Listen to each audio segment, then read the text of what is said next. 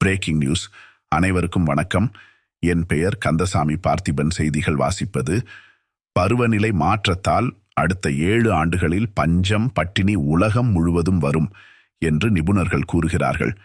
இந்த பருவநிலை மாற்றத்தால் இந்தியாவிலும் மாற்றம் ஏற்படும்.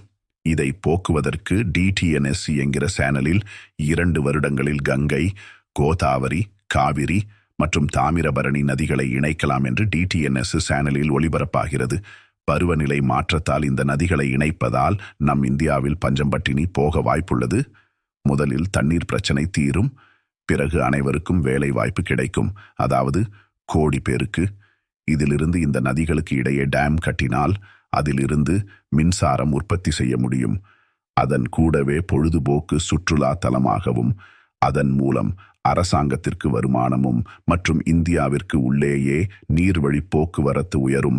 நமது பொருளாதாரம் உயரும். இப்பொழுது கப்பலில் நம் அனுப்பும் சரக்குகள் சுமார் 500 டன்களாக இருக்கும். இதனால் சிறிது விலைவாசி குறைய வாய்ப்புண்டு. நன்றி வணக்கம். மறக்காமல் DTNS சேனலை சப்ஸ்கிரைப் செய்து கொள்ளவும்.